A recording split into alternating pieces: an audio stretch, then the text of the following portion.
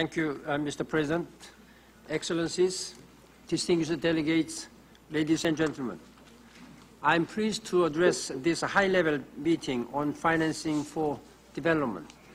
Before I begin, I'd like to welcome the presence of His Excellency Prime Minister of Tajikistan, Mr. Akilov. As we meet, the world economy shows signs of recovery, yet growth remains fragile. Job losses persist. Human costs are high in all regions. Despite many challenges, donor countries must sustain official development assistance levels and ensure their own recovery efforts do not burden others. At the same time, many developing countries will need additional assistance to stimulate their economies and expand social protection for those worst affected. International institutions have a key role to play. Better access to financing can help relieve the pain of economic adjustment. I welcome the efforts of the IMF to improve its lending framework and the support from G20 leaders to expand IMF lending capacity. However, much more needs to be done. Vulnerable countries must not be hampered by onerous conditions or burdensome external debt. Excellencies, ladies and gentlemen, last June, the United Nations Conference on the World Financial and Economic Crisis emphasized that short-term responses to the crisis must be in harmony with the longer-term development goals.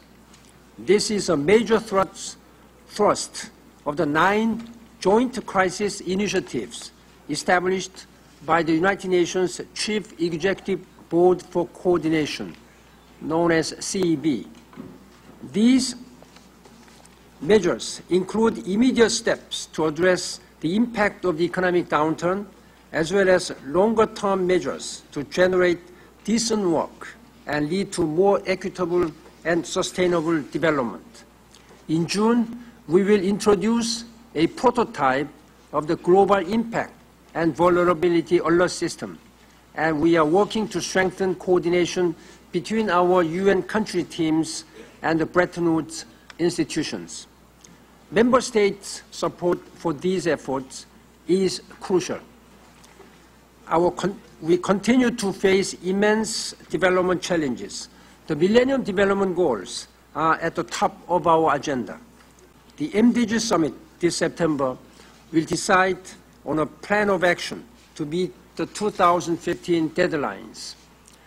My report, Keeping the Promise, provides a forward-looking review to accelerate progress in the next 5 years. We know it is possible. The world has seen MDG successes in numerous countries, including some of the poorest. We also know that what it takes, the right policies, adequate investment, and international support.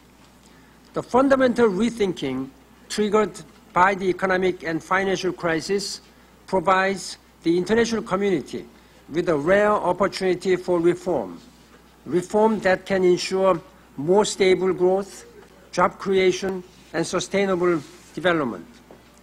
It requires adequate policy space for developing countries so they can undertake the primary responsibility for their own development. The Monterrey Consensus and Doha Declaration on Financing for Development are central. A true partnership for development can only be achieved through a combination of investment, trade, aid, debt relief, and global economic governance reforms.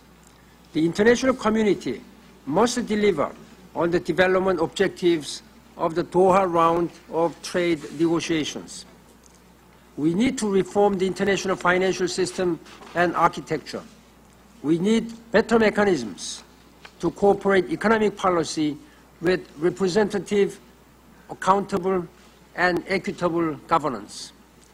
I welcome the ongoing reforms of the Bretton Woods institutions to ensure legitimacy and increased effectiveness. These reforms should be ambitious and timely. and they should be significantly enhance the voice and participation of developing countries.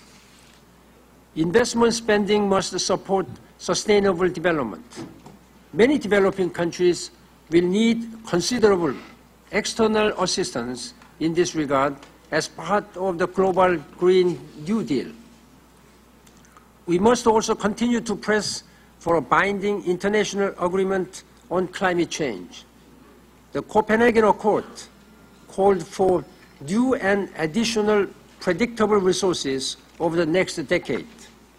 I have established a high-level advisory group on climate change financing to develop proposals on how to scale up long-term financing for mitigation and adaptation in developing countries.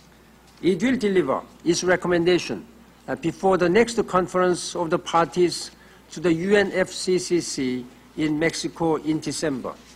Excellencies, ladies and gentlemen, the United Nations has an important role to play in ensuring a robust, inclusive intergovernmental process to realize international commitments on financing for development and meeting the Millennium Development Goals. I trust this biennial high-level dialogue of the General Assembly will provide a strong impetus in all areas of this vital task. I wish you a productive meeting. Thank you very much. Thank you. Thank you.